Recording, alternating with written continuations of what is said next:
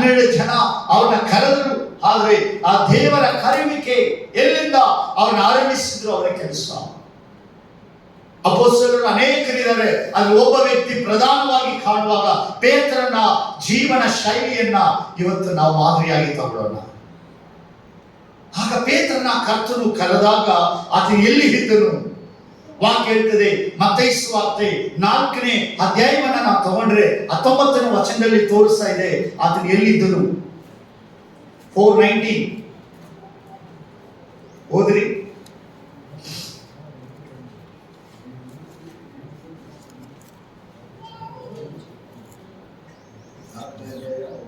ಅವರಿಗೆ ಆತನು, ನನ್ನ ಹಿಂದೆ ಬನ್ನಿರಿ, ಮನುಷ್ಯರನ್ನು ಹಿಡಿಯುವ ಬೆಸರನಾಗಿ ನಿಮ್ಮನ್ನು ಮಾಡುವನೆಂದು ಹೇಳುತ್ತಲೇ ಅವರು ತಮ್ಮ ಬಲೆಗಳನ್ನು ಬಿಟ್ಟು ಆತನ ಹಿಂದೆ ಹೋದರು. Amen. Praise the lord. Hallelujah. ಯೇಸು ಗಲಿಲಾಯ ಸಮುದ್ರದ ಬಳಿಯಲ್ಲಿ ಪೇತ್ರನನ್ನು ಅವರ ತಮ್ಮನಾದ ಅಂದ್ರೇಯನನ್ನು ಕಾಣ್ತಾರೆ. ಅವರ ಬಲೆ ಬೀಸುವವರಾಗಿ ಮೀನು ಹಿಡಿಯುವ ಬೆಸ್ತರು, ಒಳ್ಳೆ ಸಂಪಾದನೆ ಮಾಡುವ ಜನ, ಒಳ್ಳೆ ಬಿಸಿನೆಸ್, ಒಳ್ಳೆ ದುಡ್ಡು ಆದಾಯ ಮಾಡುವ ಮನುಷ್ಯ ಅವರು. ಆ ಪೇತ್ರನನ್ನು ನೋಡಿ ಹೇಳ್ತಾರೆ, ನನ್ನ ಹಿಂದೆ ಬನ್ನಿರಿ, ನಾನು ನಿಮ್ಮನ್ನ ಮನುಷ್ಯರನ್ನು ಹಿಡಿಯುವ ಬೆಸ್ತರನ್ನಾಗಿ ಮಾಡುವೆ. ಆ ಮಾತು ಕೇಳಿದ ಕೂಡಲೇ ಅವರು ತಮ್ಮ ಬಲೆಗಳನ್ನು ಬಿಟ್ಟು, ತಮ್ಮಲ್ಲಿರುವ ಎಲ್ಲವನ್ನು ಬಿಟ್ಟು ಯೇಸುವನ್ನ ಹಿಂಬಾಲಿಸಲಿಕ್ಕೆ ಆರಂಭಿಸಿದರು. ಎಲ್ಲ ಬಿಟ್ಟು ಯೇಸುವಿನ ಹಿಂದೆ ಬಂದರು. ಇವತ್ತು ನಾವು ಕ್ರಿಸ್ತನ ಸೇವೆಗೆ ಬರುವಾಗ, ದೇವರು ಕರೆದಾಗ, ದೇವರ ಕರೆಯುವಿಕೆಗೆ ಬರುವಾಗ ನಾವು ಯಾವುದನ್ನ ಬಿಟ್ಟು ಬಂದಿದ್ದೇವೆ? ಏನನ್ನ ದೇವರಿಗಾಗಿ ಬಿಟ್ಟು ಬಂದೆವು? ಯಾವ ಕಾರ್ಯಗಳನ್ನ ನಾವು ಕಳೆದೆವು? ಯಾವ ವಿಷಯಗಳನ್ನ, ಲೋಕದ ಆಸೆಗಳು, ಲೋಕದ ಹಣ, ಆದಾಯ, ಕೆಲಸ, ಬಹಳ ಕಾರ್ಯಗಳನ್ನ ಬಿಟ್ಟು ಅವೆಲ್ಲವನ್ನ ರಿಸೈನ್ ಮಾಡಿ, ಅವೆಲ್ಲವನ್ನ ಬಿಟ್ಟು ಕೊಟ್ಟು ದೇವರ ಸೇವೆಗೆ ಯೇಸುವಿನ ಹಿಂಬಾಲಕರಾಗಿ ನಡೆದುಕೊಂಡು ಬಂದೆವು. ನಾವು ಏನ್ ಬಿಟ್ಟು ಬಂದಿದ್ದೀವಿ ಒಮ್ಮೆ ನಾವು ಯೋಚಿಸಬಹುದು. ಯೇಸುವಿನೊಂದಿಗೆ ಪ್ರಯಾಣ ಮಾಡಿದ್ರು. 3.5 ವರ್ಷ ಕಾಲ ಯೇಸುವಿನ ಜೊತೆ ಪ್ರಯಾಣ ಪೇತ್ರನ ಅನುಭವ. ಆತನು ಹೋದ ಕಡೆಯೆಲ್ಲ ಹೋದನು. ಆತನು ಪ್ರಾರ್ಥಿಸಿದ ಜಾಗದಲ್ಲೆಲ್ಲ ಇದ್ದನು. ಹೇರಳವಾದ ರೋಗಿಗಳು ಯೇಸುವಿನ ಹೆಚ್ಚಿನ ಸಮಯ ವ್ಯಾಧಿಸ್ತರ ಮಧ್ಯದಲ್ಲಿ ಕಳೆಯುತ್ತಿದ್ದರು. ವ್ಯಾಧಿಸ್ತ್ರಗಳ ನಡುವೆ ಕಳೆದರು. ವ್ಯಾಧಿಗಳನ್ನ ಕರ್ಕೊಂಡ್ಬರ್ತಿದ್ರು. ಪ್ರಸಂಗಗಳು ಮಾಡುವಾಗ ಯೇಸುವಿನ ಜೊತೆಯಲ್ಲಿ ನಿಂತನು. ಈಗ ಅನೇಕ ಕಾರ್ಯಗಳು ಯೇಸುವಿನೊಂದಿಗೆ ಇದ್ದು 3.5 ವರ್ಷ ಕಾಲ ಆತನು ಕಲಿತುಕೊಂಡನು ಯೇಸುವಿನ ಬಳಿಯಲ್ಲಿ. ಇವತ್ತು ಅನೇಕರು ಸೇವೆಗೆ ಬರುವಾಗ ಕಲಿಯುವುದಕ್ಕೆ ಮನಸ್ಸಿರಲ್ಲ. ಡೈರೆಕ್ಟ್ ಆಗಿ ನಾನು ಮಿನಿಸ್ಟ್ರಿಗೆ ಬರ್ತೀನಿ ಅಂತ ಬರ್ತಾರೆ. ಸೇವೆಯಲ್ಲಿ ಒಂದು ಸೋಲು, ಒಂದು ಬೀಳಲಿಕ್ಕೆ ಕಾರಣ ಕಲಿಯುವ ಮನೋಭಾವನೆ ಇಲ್ಲದೇ ಇದ್ರೆ ಅವರು ಬಿದ್ದು ಹೋಗ್ತಾರೆ. ಸೇವೆಯಲ್ಲಿ ಪ್ರಬಲವಾಗಿ ಹೆಸರು ಹೊಂದಬಹುದು. ಎಷ್ಟು ಪ್ರಬಲವಾಗಿ ಸೇವೆಯಲ್ಲಿ ಬರ್ತೀವೋ, ಎಷ್ಟು ನಮ್ಮನ್ನ ಜನರು ನೋಟಿಫಿಕೇಶನ್ ಮಾಡಕ್ಕೆ ಎಕ್ಸ್ಪೆಕ್ಟ್ ಎದುರು ನೋಡ್ತೀವೋ, ಒಂದು ಜಾಗದಲ್ಲಿ ಒಂದು ಸಮಯ ಅವರು ಬಿದ್ದೋಗ್ಬಿಡ್ತಾರೆ. ಅವರು ಕಲಿಯುವುದನ್ನ, ಒಬ್ಬರ ಕೆಳಗಡೆದ್ದು ಕಲಿಯುವುದನ್ನ ಕಲಿಯಬೇಕು. ಪೇತ್ರನು ಯೇಸುವಿನ ಅಂಡರಲ್ಲಿ, ಆತನ ಕೆಳಗಡೆ 3.5 ವರ್ಷ ಕಾಲ ಕಲಿತನು. ಯೇಸುವಿನೊಂದಿಗೆ ನಡೆದನು. ಆತನ ನಡೆದುಕೊಂಡು ಹೋಗುವ ವಿಧಾನಗಳಲ್ಲಿ ಬಹಳಷ್ಟು ಆತನ ಕಲಿತುಕೊಂಡ. ಆತನ ಸೇವೆಯಲ್ಲಿ ನಡೆದು ಬಂದ. ಒಂದು ಸಾರಿ ಯೇಸುಸ್ವಾಮಿಯೊಂದಿಗೆ ಬರುವಂತ ವೇಳೆ ಆತನು ಯೇಸುವನ್ನ ಒಂದು ಪ್ರಶ್ನೆಯನ್ನ ಕೇಳ್ತಾನೆ. ಇದೇ ಮತ್ತೈ ಸುವಾರ್ತೆ 16ನೇ ಅಧ್ಯಾಯದಲ್ಲಿ 27ನೇ ವಚನ ಬರುತ್ತೆ. ಅಲ್ಲಿ ಅವನು ಕೇಳಿದ ಪ್ರಶ್ನೆ ಬಹಳ ಸುಂದರವಾದ ಒಂದು ಪ್ರಶ್ನೆ. 19-27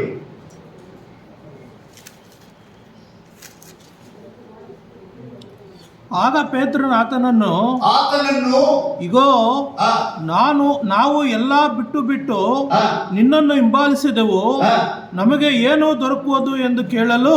ಆಮೆನ್. ಇಲ್ಲಿ ಆತನು ಕೇಳಿದ ಪ್ರಶ್ನೆ, ಒಂದಿನ ಯೇಸುವಿನೊಂದಿಗೆ ಎಲ್ಲಾ ಸಂದರ್ಭಗಳು ಕಳೆದಾಗ ಯೇಸುವಿನ ಹತ್ರ ಕೇಳ್ತಾನೆ, ಸ್ವಾಮಿ ಈಗೋ ನಾವು ಎಲ್ಲವನ್ನು ಬಿಟ್ಟು ಬಿಟ್ಟು ನಿನ್ನೆ ಹಿಂದೆ ಬಂದೆವು, ನಮಗೇನು ಸಿಕ್ಕುವುದು?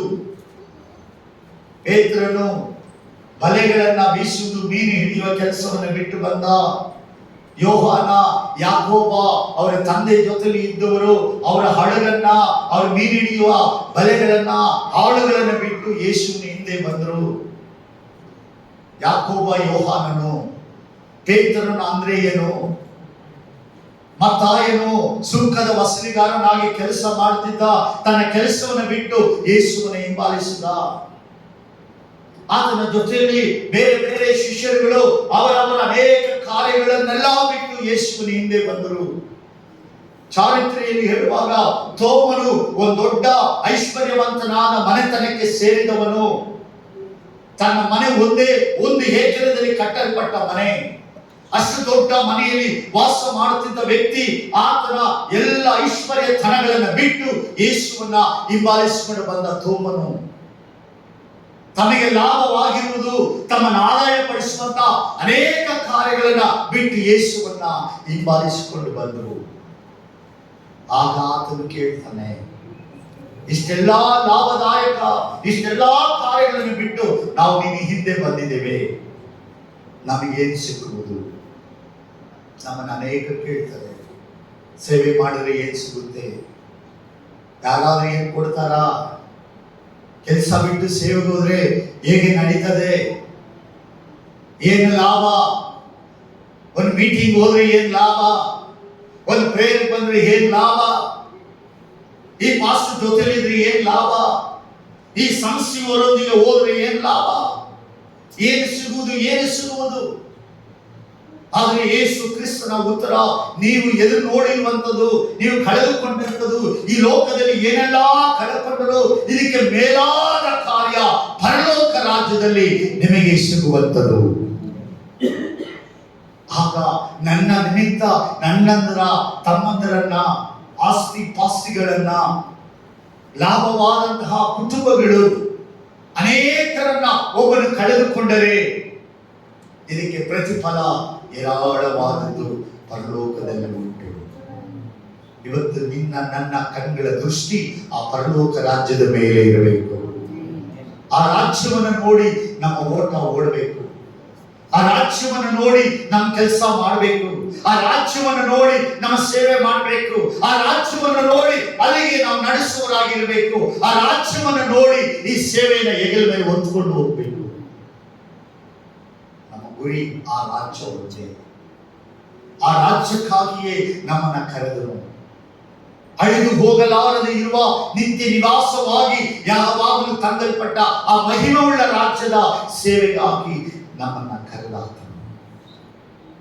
ಆ ಯೇಸುವಿನೊಂದಿಗೆ ನಡೆದು ಹೋದ ಪ್ರಯಾಣ.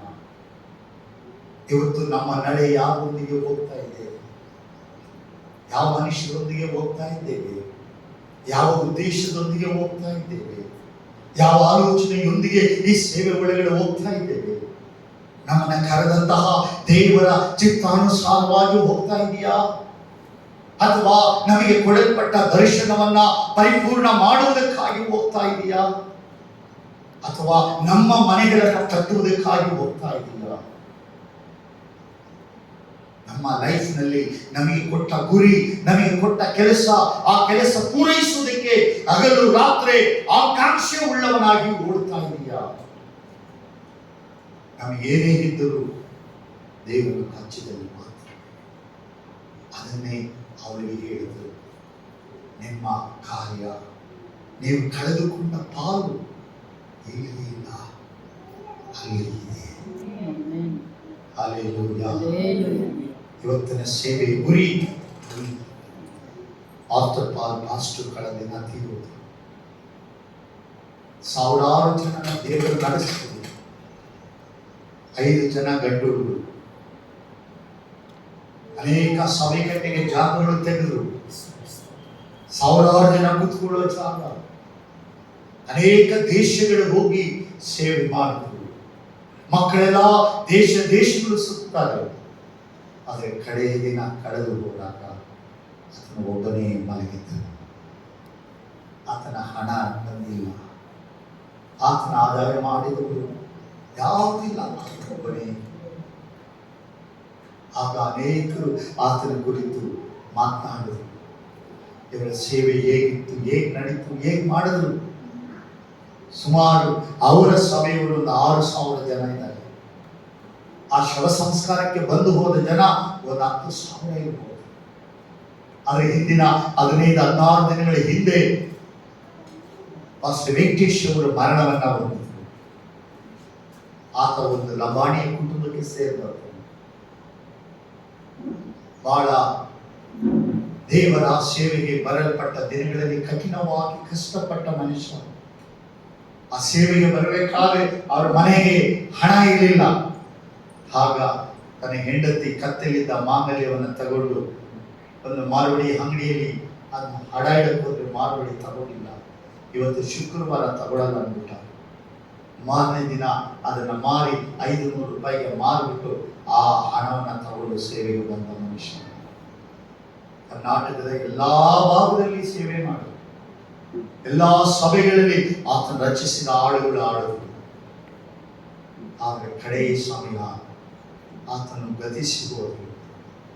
ಎರಡವಾದ ಸಭೆಗಳು, ಜನಗಳು ಆ ಹಾಡುಗಳ ಮೂಲಕ ನನ್ನನ್ನು ದೇವರು ರಕ್ಷಿಸಿದರು. ಹಾಡುಗಳ ಮೂಲಕ ರಕ್ಷಣೆ ಬಂದಿದೆ. ಆತನ ಅಂತ್ಯ ಸಂಸ್ಕಾರಕ್ಕೆ 4,000 ಜನ ಬಂದರು.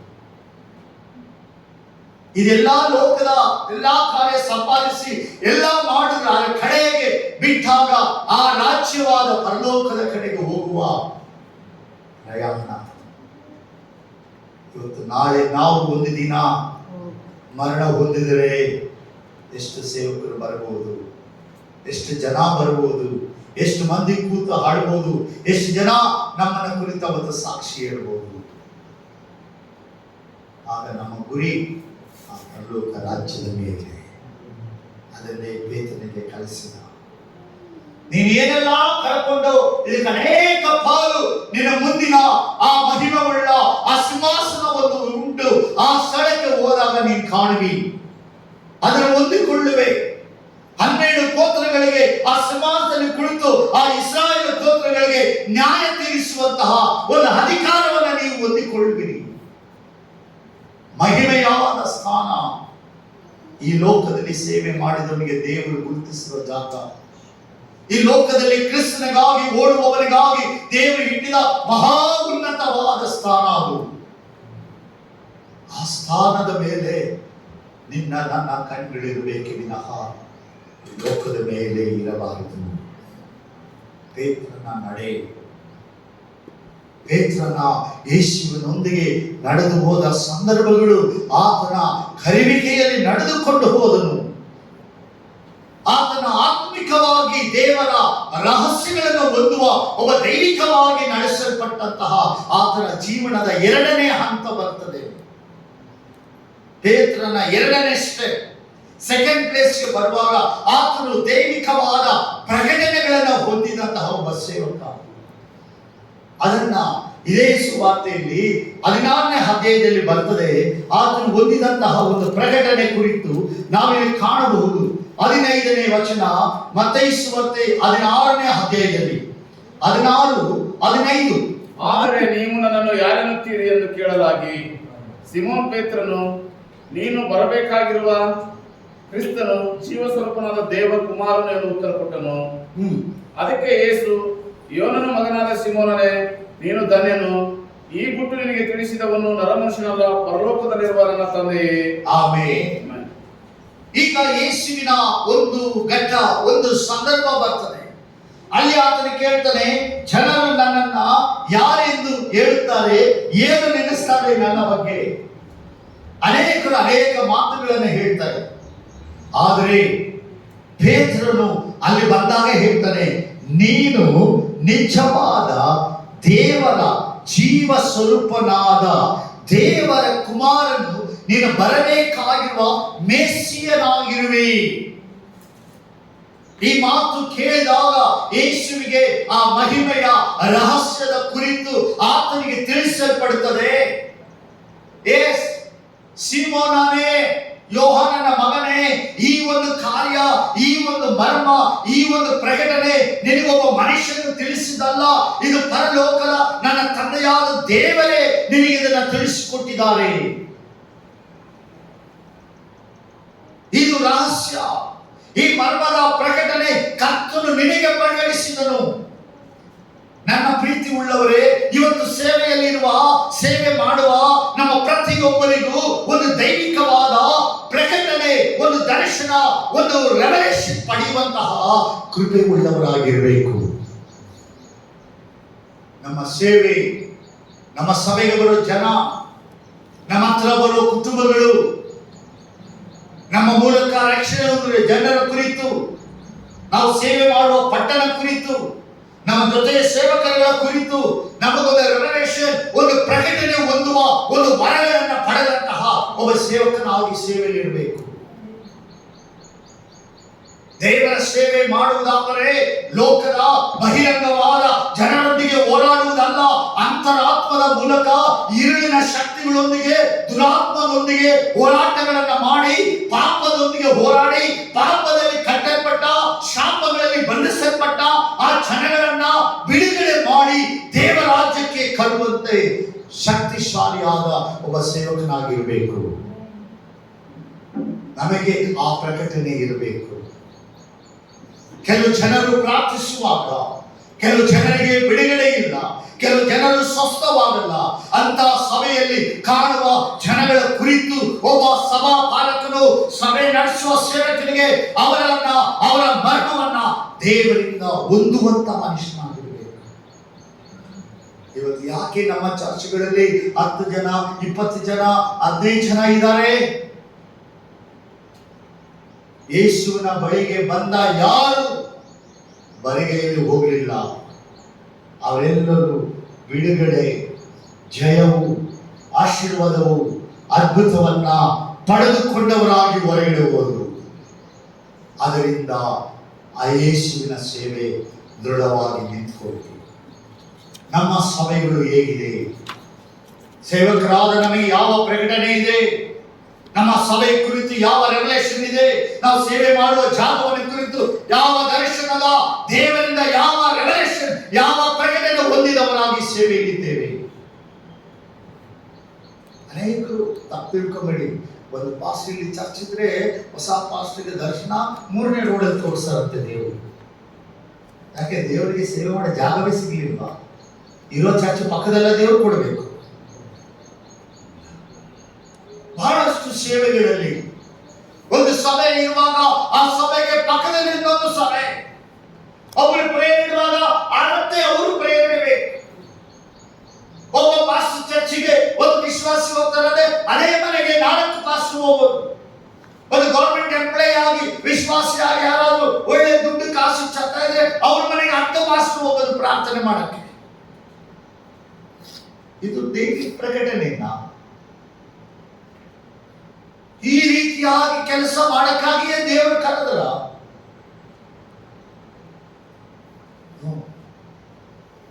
ಸೇವೆಗಳು ಸೋಲುವುದೇ ಕಾರಣ, ಸರಿಯಾದ ದೈವಿಕ ದಾರಿಯಲ್ಲಿ ನಡೆಸಲ್ಪಡುವುದು ಇರುವುದೇ ಕಾರಣ. ಇವತ್ತು ಸಭೆಗಳು ಬೆಳೆಯಲಾಗದಕ್ಕಿರೋ ಕಾರಣ ಸೇವಕರ ಅವರ ಆತ್ಮಿಕದ ಜೀವಿತದಲ್ಲಿ ಅವರ ಒಳ್ಳೆಯ ಆತ್ಮಿಕವಾದ ದೈವ ಕೃಪಾ ವರಗಳು ಇಲ್ಲದೆ ಇರುವುದೇ ಕಾರಣ. ಯಾವ ಸೇವಕರನ್ನ ದೇವರು ಸುಮ್ಮನೆ ಕರೆಯಲ್ಲ. ಒಂದು ಮಿಲಿಟರಿ ಆರ್ಮಿಯಲ್ಲಿ ಕೆಲಸ ಮಾಡಕ್ ಕಳಿಸಿದ್ರೆ ಅವನ ಬರಿಗೆಯಲ್ಲಿ ಡ್ರೆಸ್ ಹಾಕೊಂಡು ನಿಂತ್ಕೊಳ್ಳೋ, ನೀನು ಅವನ ಸೋಲ್ಸ್ ಬಾ ಅಂತೇಳಿ ಅವನ ಕಮಾಂಡರ್ ಆಫೀಸರ್ ಹೇಳೋದಿಲ್ಲ. ಅವನು ಹೋಗುವಾಗ ಅವನಿಗೆ ಬೇಕಾದ ಸಕಲ ವಿಧವಾದ ಕಾರ್ಯನ ಕೊಟ್ಟು ಕಳಿಸ್ತಾರೆ. ಏರ್ಪೋರ್ಟ್ಗಳು, ಫ್ಲೈಟ್ಗಳು, ಜೆಟ್ಗಳು ಮತ್ತೆ ಏರ್ಫೋರ್ಸ್ ಫ್ಲೈಟ್ಗಳು ಹೋಗುವಾಗ ಬೇರೆ ದೇಶಗಳ ಮೇಲೆ ಬಾಂಬ್ ಹಾಕಲಿಕ್ಕೆ ಆ ಜಾಗವನ್ನ ಡಿಸ್ಕ್ರೈಸ್ ಮಾಡಿ ಕಳಿಸುವಾಗ ಆ ಪೈಲಟ್ಗೆ ಒಂದು ಪ್ಯಾರಾಶೂಟ್ ಇಟ್ಟಿರ್ತಾರೆ. ಯಾರಾದ್ರೂ ಶೂಟ್ ಮಾಡಿ ಆ ಫ್ಲೈಟ್ ಹೊಡೆದಾಕ್ತಾರೆ, ಪ್ಯಾರಾಶೂಟ್ ಇರ್ತದೆ. ಆ ಪ್ಯಾರಾಶೂಟ್ ಏನ್ ಮಾಡ್ತದೆ ಅಂದ್ರೆ ಅವ್ರ ಹಿಂದೆ ಒಂದು ದೊಡ್ಡ ಬ್ಯಾಗ್ ಅನ್ನು ಕತ್ತಲ್ಲಿ ನೇತಾಕಿರ್ತಾರೆ. ಆ ಇಮಿಡಿಯೇಟ್ ಪ್ಯಾರಾಶೂಟ್ ಓಪನ್ ಆದ್ರೆ ಅದು ಎಲ್ಲಿ ಬೇಕಾದ್ರೂ ಹೋಗಿ ಅವನ್ನ ಲ್ಯಾಂಡ್ ಮಾಡಿಬಿಡುತ್ತೆ. ಲ್ಯಾಂಡ್ ಹಾಕ್ತಂದ್ರೆ ಈಗ ಅವನು ಇಳಿದ ಜಾಗದಲ್ಲಿ ಅವರ ಕಮಾಂಡ್ ಆಫೀಸರ್ಗೆ ಅಥವಾ ಅವರಿರೋ ಸ್ಥಳಕ್ಕೆ ಇವನು ಎಲ್ಲಿದ್ದಾನಂತ ಗೊತ್ತಾಗಲ್ಲ. ಅದಕ್ಕೆ ಆ ಬ್ಯಾಗ್ ಒಳಗಡೆ ಒಂದು ಸ್ಯಾಟಲೈಟ್ ಫೋನ್ ಇಟ್ಟಿರ್ತಾರೆ. ಅದ್ರ ಒಳಗಡೆ ಅವನಿಗೆ ಎಮರ್ಜೆನ್ಸಿಗಾಗಿ ಬಿದ್ದಾಗ ಬೆಟ್ಟದಲ್ಲೋ ಮರದಲ್ಲೋ ಎಲ್ಲಾದ್ರೂ ಬಿದ್ದರೆ ಗಾಯಗಳ ಹಾಕ್ಬಿಡ್ತಂದ್ರೆ ಫಸ್ಟ್ ಏಡ್ ಕಿಟ್ ಇಟ್ಟಿರ್ತಾರೆ. ಅದ ನಂತರ ಅವನ ಸೇಫ್ಗೋಸ್ಕರ ಅವ್ರಿಗೊಂದು ರಿವಾಲ್ವರ್ಗಳು 2-3 ಗನ್ ಕೊಟ್ಟಿರ್ತಾರೆ. ಆ ಜಾಗದಲ್ಲಿ ಯಾರಾದ್ರೂ ಬಿದ್ದ ಕೂಡಲೇ ಇವನ ಹಿಡಿಲಿಕ್ಕೆ ಇವನ ಕೊಲ್ಲೋದಕ್ಕೆ ಬಂದ್ರೆ ಶೂಟ್ ಮಾಡಕ್ಕಾಗಿ ಅವ್ನಿಗೆ 2 ಗನ್ ಕೊಟ್ಟಿರ್ತಾರೆ. ಯಾವ ಸ್ಥಳದಲ್ಲಿ ಬಿದ್ದನೋ ಇಮಿಡಿಯೇಟ್ಲಿ ಆಗಿ ಅವನ ಸ್ಯಾಟಲೈಟ್ ಫೋನ್ ತೆಗೆದು ಅವನ ಆನ್ ಮಾಡಿದ ತಕ್ಷಣ ಇವನಿರೋ ಪ್ಲೇಸ್ಗೆ ಇವನಿರೋ ಜಾಗ ಲೊಕೇಶನ್ ಅವರಿಗೆ ಗೊತ್ತಾಗ್ಬಿಡುತ್ತೆ. ಇಮಿಡಿಯೇಟ್ಲಿ ಆ ಫ್ಲೈಟ್ ಅಲ್ಲಿ ಬಿದ್ದ ಕೂಡಲೇ ಅವರ ಕಮಾಂಡರ್ಸ್ ಬಂದು ಅವನ ಅಲ್ಲಿಂದ ತಪ್ಪಿಸಿ ಕರ್ಕೊಂಡು ಹೋಗ್ಬಿಡ್ತಾರೆ. ಒಬ್ಬ ಸಾಧಾರಣ ಮಿಲಿಟರಿ, ಸಾಧಾರಣ ಸೇನೆಯಲ್ಲಿರುವವರಿಗೆ ಇಷ್ಟೊಂದು ಫೆಸಿಲಿಟಿ ಕೊಟ್ರೆ ಪರಲೋಕ ರಾಜಾದಿ ರಾಜನು ದೇವಾದಿ ದೇವನ ಸೇವೆ ಮಾಡುವ ಸೇವಕನಿಗೆ ಎಷ್ಟೊಂದು ಸೆಕ್ಯೂರಿಟಿ ಇರಬೇಕು. ಹಲ್ಲೆಲೂಯಾ. ನೀನು ಹೋರಾಡುವುದು ಯುದ್ಧದ ಕಾಲದಲ್ಲಿ, ಯುದ್ಧದ ಕಣದಲ್ಲಿ ಹೋರಾಡುವಾಗ ನಿನಗೆ ಬೇಕಾದ ಆಯುಧಗಳು, ನಿನಗೆ ಬೇಕಾದ ವೆಪನ್ಸ್ಗಳು, ನಿನಗೆ ಬೇಕಾದ ಸಕಲವನ್ನ ದೇವರು ಒಬ್ಬ ಸೇವೆ ಒಳಗೆ ಬರುವವನಿಗೆ ಎಲ್ಲ ರೀತಿಯ ಆತ್ಮಿಕವಾದ ಜ್ಞಾನವುಳ್ಳ ವರಗಳನ್ನ, ವಾಕ್ಯಗಳನ್ನ, ಪರಿಶುದ್ಧಾತ್ಮನ ಗುಣಪಡಿಸುವ ವರ, ಸ್ವಸ್ಥ ಮಾಡುವ ವರ, ದೆವ್ವಗಳನ್ನು ಬಿಡಿಸುವ ವರ, ಅದ್ಭುತಗಳನ್ನು ಮಾಡುವ ಅನೇಕ ಕಾರ್ಯಗಳನ್ನ ಅವನ ಒಳಗಡೆ ಇಟ್ಟೆ ದೇವರನ್ನ ಸೇವೆಗೆ ಕಳಿಸುವುದು. ನಿನ್ನ ಹತ್ರ ಬರೋರು ಯಾರು ಮನೆಗೆ ಹೋಗ್ಬಾ, ಅವನು ಸ್ವಸ್ಥ ಆಗಲೇಬೇಕು. ಅವನು ಎಲ್ಲಾ ರೀತಿಯಲ್ಲಿ ದೇವರು ಪ್ರಿಪೇರ್ ಮಾಡ್ತಾರೆ, ಅವನು ಎಲ್ಲಾ ರೀತಿಯಲ್ಲಿ ಸಿದ್ಧತೆ ಮಾಡ್ತಾರೆ. ಅವನು ಬರುವಾಗಲೇ ಕೂತು ಪ್ರಾರ್ಥನೆ ಮಾಡುವಾಗ ದೇವರು ಅವನಿಗೆ ತೋರಿಸ್ಕೊಡ್ತಾರೆ. ತಮಿಳುನಾಡಲ್ಲಿ ಒಂದು ಸೇವಕರು ಕೃಪಾಸನಂ, ಆ ಕೃಪಾಸನಂ ಅನ್ನುವ ಒಂದು ಮಿಷನ್ ಸಂಸ್ಥೆ ಮಾಡಿದವರು. ಕನ್ಯಾಕುಮಾರಿ ಪಟ್ಟಣ ನಾಗರಕೋವಿಲಲ್ಲಿದ್ದವರು. ಅದು ಬಹಳ ಆ ಭಾಗದಲ್ಲೆಲ್ಲ ಬಯಲು ಭೂಮಿ, ಅದೆಲ್ಲ ಹಣಕಾಸು ಇರಲ್ಲ. ಆ ಪಾಸ್ಟರ್ ಕುತ್ಕೊಂಡು ಪ್ರಾರ್ಥನೆ ಮಾಡ್ತಾ ಇದ್ದಾರೆ, ಚರ್ಚಲ್ಲಿ ಪ್ರೇ ಮಾಡ್ತಾ ಕೂತಿದ್ದಾರೆ. ಟೈಮ್ ಆಗುತ್ತಂತ ವಿಶ್ವಾಸಿ ಓಡ್ ಬರ್ತದ, ಒಂದು ಬಿಲಿವರ್ ಚರ್ಚಿಗೆ ಬಂದ್ರು. ಬಂದು ಮನೆ ಬಿಟ್ಟು ಆಚೆ ಬಂದ ತಕ್ಷಣ ಮನೆ ಮುಂದೆ ಎಲ್ಲ ತೆಂಗಿನ ಮರಗಳಿರ್ತದೆ. ಹೊರಗೆ ಬಂದಾಗ ಪಕ್ಕದ ಮನೆ ತೆಂಗಿನ ಮರದಿಂದ ಒಂದು ಗರಿ ಬಿದ್ದೋಗಿತ್ತು. ಈ ಅಮ್ಮ ಈ ಕಡೆ ನೋಡ್ತೀವಿ, ಯಾರು ಕಾಣಲಿಲ್ಲ. ಈ ಗರಿ ತೆಗೆದು ಇವರ ಮನೆ ಕಾಂಪೌಂಡ್ ಹಾಕ್ಬಿಟ್ಟು ಚರ್ಚ್ ಓಡ್ ಬಂದ್ಬಿಡ್ತು. ಅರ್ಜೆಂಟ್ ಪ್ರೇಯರ್ಗಾಗಿ ಓಡ್ ಬಂದು ಒಳಗೆ ಬಂದು ಕುತ್ಕೊಳ್ತು. ಅವರಿಗೆ ಫುಲ್ ಬಿಟ್ಟು ಪಕ್ಕದ ಪ್ರೇಯರ್ ಮಾಡ್ತಾ ಇದ್ದಾರೆ. ಬಂದು ಕುತ್ಕೊಂಡು ಸೋತ್ರ ಸೋತ್ರ ದೇವರೇ ಸೋತ್ರ ಸೋತ್ರ ಅಂದು ಹಿಂಗೆ ಬಗ್ಗಿದ್ರು, ಬಾಯಿಲಿ ಅಂದ್ರು. ಅಯ್ಯ ನೀನೇ ಬಾಯಿಲಿ ಅಂದ್ರು. ಪಕ್ಕದ ಮನೆ ಗರಿ ಎತ್ತು ಒಳಗೆ ಹಾಕಿ ಬಂದೆ ನೋಡು, ಅದು ಹೋಗ್ಬಿಟ್ಟು ಅವ್ರ ಮನೆಗೆ ಹಾಕೋ ಹೋಗು, ಅವಾಗ ನೀನು ಪ್ರೇಯರ್ ಕೇಳ್ತಾರೆ, ನನ್ನ ದೇವ್ರು ಕೇಳಲ್ಲ ಹೋಗೋದ್ಬಿಟ್ಟು.